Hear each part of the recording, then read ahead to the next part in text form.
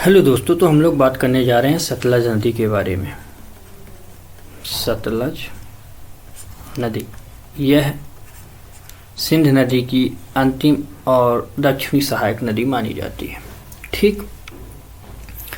और याद रखना कि सिंध नदी में जितनी भी नदियां आई वो भारत के क्षेत्र से ही ओरिजिन हुआ है, लेकिन यह सतलज नदी एक ऐसी है जिस क्षेत्र से उत्पत्ति सिंध की हुई है उसी के निकट से इस सतलज नदी की भी उत्पत्ति हुई है। यानी कि यह नदी की अगर हम उद्गम की बात करें, उद्गम, तो एक स्थान है, नाम है राकसताल। ठीक, क्या नाम है? राकसताल। और इस राकसताल या राक्षसताल आपको मिलेगा, या आप लिख लें, इस तरह भी मिल सकता है आपको। ठीक, राक्षसताल। तो यहाँ से निकलती है ये। अब ये है कहाँ? तो पिछली क्लास में अगर आप लोगों को सिंधु नदी याद हो तो उसमें भी हमने कहा था कि मानसरोवर के निकट। ठीक, मानसरोवर के निकट। तो मतलब यह पॉइंट कहाँ है? तो यह है तिब्बत पठार में। तिब्बत पठार में। इतनी बातें तो कंप्लीट हैं आपको। ठीक, वहाँ से इस रिवर का जो है तो उत्पत्ति होती है और वहाँ से यह आगे की तरफ बढ़ना चालू करती है। यह नदी आगे की तरफ बढ़ती है। इसके कुछ आगे पहले हम उपनाम भी बता दें कि उपनाम भी हैं इसके। आपको सतांद्रु नाम मिलेगा, ठीक, या सतुंद्री नाम मिलेगा। इस तरह करके ये याद रखना। और यह जो नदी है पूरा प्रवाहित जो होती है, पूरा क्षेत्र इसका अगर हम कहें कि यह कितने किलोमीटर है, तो यह 1050 किलोमीटर आपको भारत में मिलेगी इसका प्रवाह क्षेत्र। खैर, इतनी बातें आपको ये याद रखनी। अब चलिए थोड़ा हम उसको मैप के माध्यम से समझने की कोशिश करते हैं ताकि आसानी से समझ पाएँ। तो यह नदी जैसे कि इस क्षेत्र से निकलती है। ठीक, यहाँ से यह नदी निकली और आगे की तरफ यह प्रवाहित होगी, यहाँ से, है ना, यहाँ से यह नदी आगे की तरफ प्रवाहित होगी और यह ऐसे करके यहाँ इंटर करेगी और इंटर करने के बाद यह नदी यहाँ से प्रवाहित होकर ऐसे करके यहाँ से बाहर निकलेगी। ठीक, इतनी बातें आपको पता हों। तो अब यह जो क्षेत्र है यह तिब्बत का क्षेत्र है। ठीक, यहीं से इसी के पॉइंट से एक और नदी निकली है जिसको आप लोगों ने पढ़ा, सिंधु नदी, और वो ऐसे आगे करके यहाँ प्रवाहित होकर आई है। ठीक, यहाँ से आप पढ़ते हैं कि एक नदी और निकलती है और इस नदी का नाम है ब्रह्मपुत्र नदी। ठीक, इतनी नदियाँ हैं। अब ये तीन नदियाँ यहीं से निकलती हैं। ये तीनों नदियाँ इंटरनेशनल है। तो यह सिंध नदी, ये जो सतलज नदी है, यह भी कैसी नदी है? इंटरनेशनल रिवर है। तो इसको भी आप लिखें कि यह एक इंटरनेशनल रिवर है।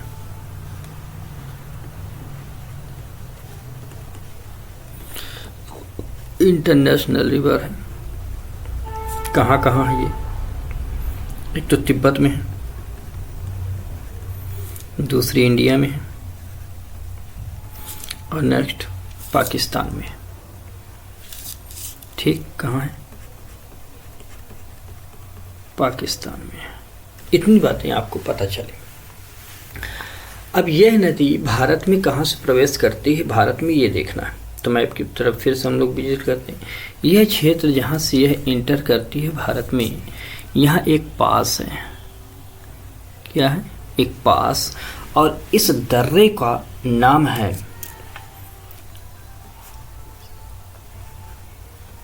सिपकीला पास। अब यह इस सिपकीला पास से इंटर करती है भारत में। ठीक, अंदर की तरफ चलती है और यहाँ से यह नदी अंदर की तरफ मूव करेगी और प्रवाहित होना चालू होगी। यह जो दो पॉइंट हैं, ये आप देख रहे हैं, यह भी सीमा का निर्धारण करती है भारत में। ठीक, ये दो पॉइंट। अब इन दो पॉइंटों में जो है तो किस किस क्षेत्र में है, तो एक पॉइंट का नाम है, इसका नाम है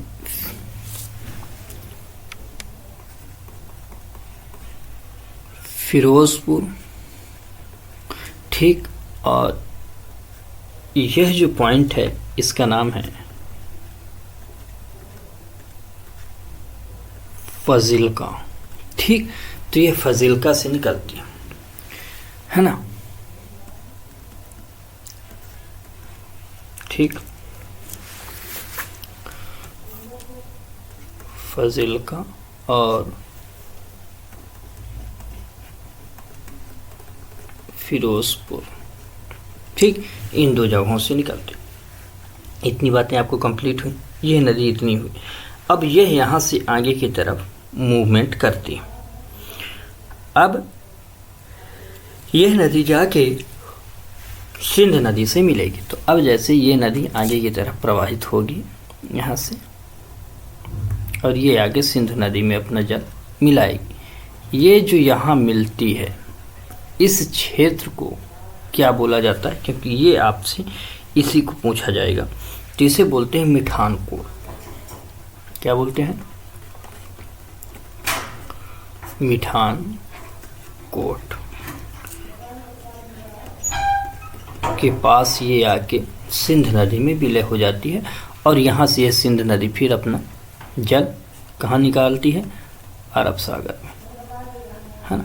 यहाँ ये आके अपना अरब सागर में अपना जल गिराती है। अब इतना मूवमेंट आपको ये पता चल गया कि इतने इतने क्षेत्रों में यह नदी का ऐसे करके प्रवाहित हुई।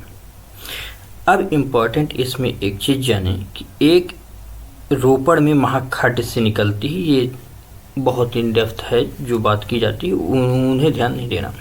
आपको ध्यान देना है इस रिवर में एक बांध का। जो बांध बनाए गए हैं उनमें से कुछ बांध हैं, उन बांध के बारे में हम लोग लिख लेते हैं। तो इसके बांध, ठीक। तो पहला लिखें आप भाखड़ा नांगल। भाखड़ा नांगल बांध या बहुउद्देशीय परियोजना भी आप लिख सकते हैं। बहुउद्देशीय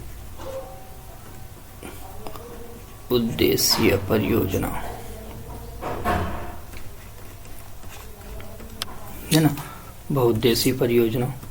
ठीक,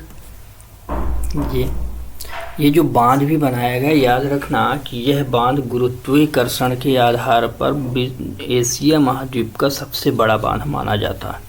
इस चीज़ को आप कहीं अपने कॉपी में नोट करके लिख लेंगे। और यहाँ से यह नदी प्रवाहित जो है, तो एक डैम बना।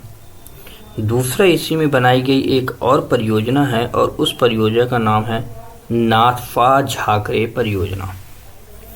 क्या नाम है? नाथपा झाकरे परियोजना। ठीक, इनसे भी विद्युत उत्पत्ति की बनाई जाती है। तो इस तरह करके ये हमने पढ़ा है सतलज रिवर के बारे में। और यहाँ से फिर जो और भी एक यहाँ से कैनाल निकाली जाती है, इंदिरा गांधी कैनाल, तो उसके बारे में हम लोग बाद में पढ़ते हैं। जब पढ़ते हैं ख़ास तौर पर सस्टेनेबल डेवलपमेंट के बारे में, तब पढ़ते हैं कि कैसे इंदिरा गांधी नहर ने इस सतत विकास को अपनी योगदान दिया है। तो उधर हम लोग फिर बाद में समझने की कोशिश करते हैं इन सारी चीज़ों के बारे में। तो आज की क्लास को हम लोग यहीं तक रखते हैं। नेक्स्ट क्लास में फिर जल्द मिलते हैं। लेकिन आप चैनल को सब्सक्राइब करें, अपने दोस्तों को शेयर करें, लाइक करें और कमेंट करें, तथा ये बताएं कि आपकी क्लासेस कैसी लगती हैं। तो तब तक के लिए धन्यवाद। आप लोग पढ़ते रहें, बढ़ते रहें। जय हिंद, टेक केयर।